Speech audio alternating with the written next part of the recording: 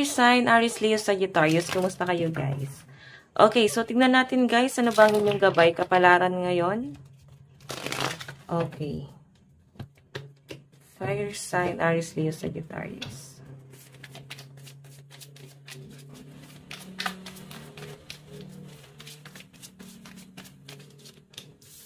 Withdrawal. So, maaari iba sa inyo nagkukwit na talaga kayo sa bisyo nyo. Para bang hindi na kayo sanay mag-inom or mag-yosi. May unti-unti ka nang babaguhin sa sarili mo, guys, no? Okay? Maaring may na-realize yung iba sa inyo. Mukhang nandun ka sa point na parang healthy lifestyle na lang din ang gusto ng mga fire sign. Tingnan pa natin, guys. Okay, profession.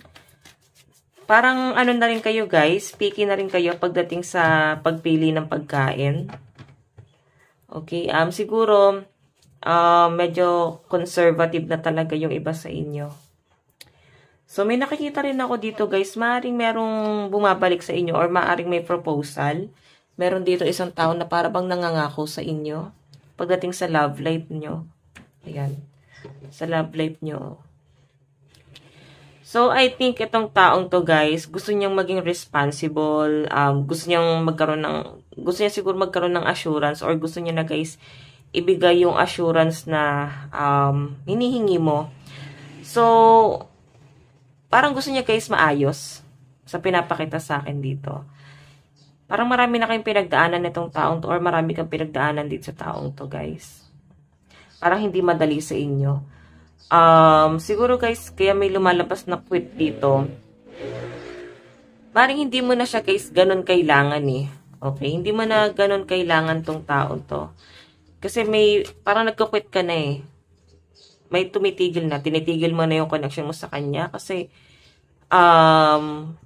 parang kaya mo na mag-isa. Okay? Or sanay ka na. Maring matagal na kayo guys single.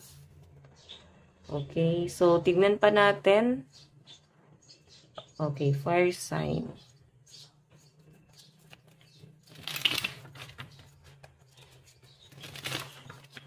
Additional message pa para kay fire sign.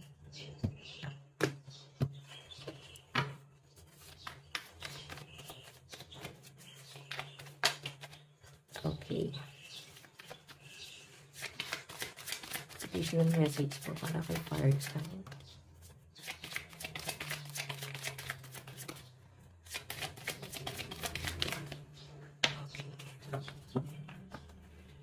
So guys, meron tayong 8 of Swords, Knight of Wands, and Justice.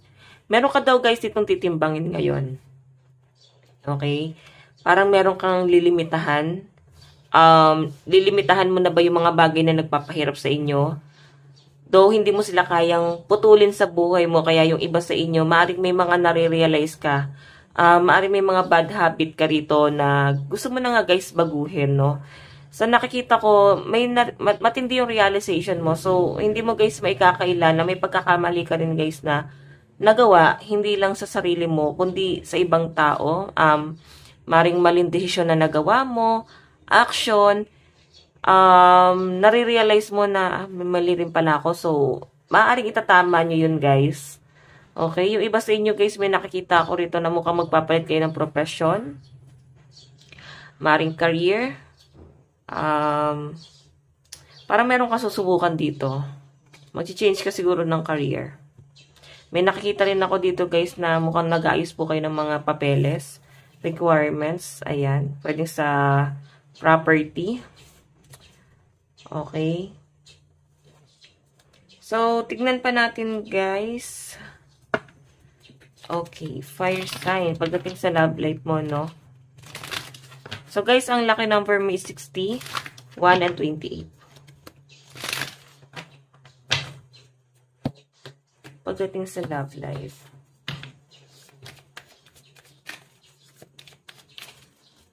So, fire sign, meron tayong assess the situation.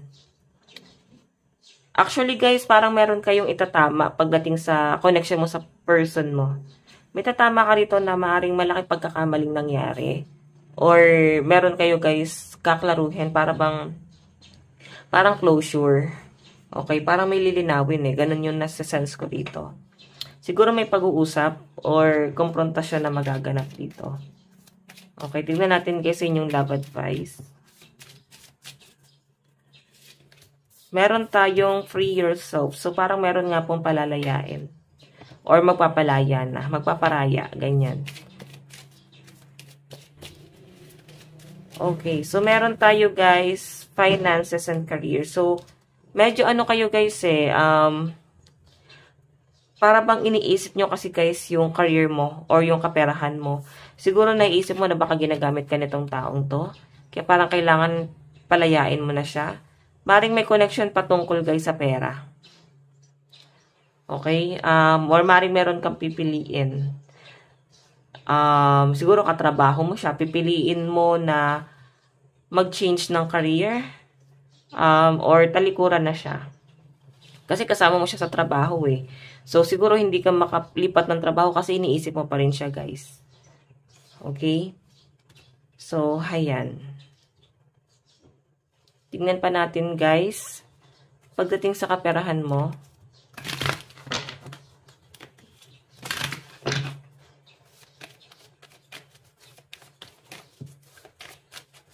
So, guys, pagdating sa pera mo, meron tayong go for it. So, guys, medyo nagigilty ka lang pagdating sa pera mo na parang feeling mo napaka-unfair or tama lang ba yung pag-deliver mo ng message sa ibang tao na gusto mo lang guys ma-inspire sila sa kung ano yung pinagdaanan mo para makuha mo yung stability pagdating sa pera. Medyo nagigilty ka lang siguro guys kasi parang siguro dahil maganda yung daloy ng pera mo, nagigilty ka kasi sila hindi ganun kalaki yung kinikita nila. Tapos parang napaka-unfair na ikaw maayos yung pera mo. Siguro ayaw mo lang masyadong magpa-impress masyado kasi baka ang dating is baka mayabang ganun or nayayabangan sila. Pero sinasabi kasi dito guys, go for it. So walang masama dun guys. Okay? Gusto mo lang talagang i-share sa kanila yung knowledge mo. So siguro kasi guys baka nagigilty ka na baka nasobrahan ako. Pero wala naman daw guys masama, no? Huwag kayo guys mag-guilty. Tingnan natin guys. Masyado talaga guys down to earth ang mga fire sign, no? Okay, so tingnan natin guys pagdating sa inyong trabaho.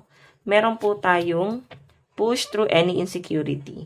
So eto nga guys, pagdating sa career mo, kahit sabihin natin na maganda yung career mo, maayos ang daloy ng pera mo, nandun ka pa rin sa point na nai-insecure ka pa rin sa iba, na parang gusto mo pa rin magkaroon ng, matry yung ibang, makatry ng bago.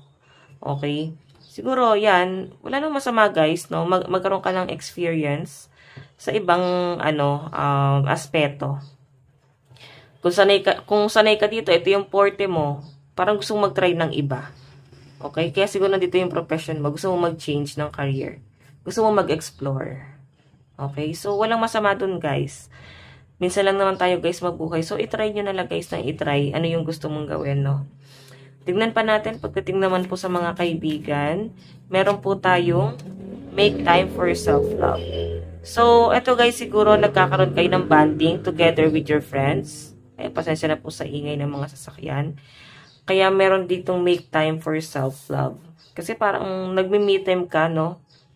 Parang puro kasi guys trabaho, nakaka-pressure na para sa inyo. Okay, so ang sinasabi dyan guys, ayan, mag-focus ka naman sa sarili mo, mag-enjoy ka naman kasama yung mga friend mo. Okay, pagdating naman sa family, meron tayong take a reality check. So, ngayon guys, nalilinawan yung iba sa inyo, nagpo-focus ka na doon sa sa katotohanan na eto na yung totoo na kahit papano guys, nakakatulong yung family mo sa inyo. Okay, malaking bagay pa rin na nandyan yung support ng parents mo, ng kapatid mo, ng ibang tao. So, parang dun pa lang guys, sobrang thankful ka na. Okay, so tignan natin guys, ano ba ang inyong advice? Okay, eto. Okay, advice. Ayan, so guys, no, possible na ang kadil mo is Virgo, Aries, Cancer, Libra, and Capricorn. Advice, meron po tayong embracing rapid changes. you really fully equipped. So, I think malaki na yung pagbabago nyo, guys. Sobrang na-amaze yung mga tao sa paligid mo. Okay, nakaka-amaze ka. Parang role model ka para sa kanila, guys. Kumbaga, pinagmamalaki ka, guys. Hindi lang, guys, ng family mo, kundi ng mga friends. And huwag kayo, guys, mag-guilty. So, guys, ito lang po ang inyong reading. Bukas po ulit. God bless and love you all. Bye-bye po.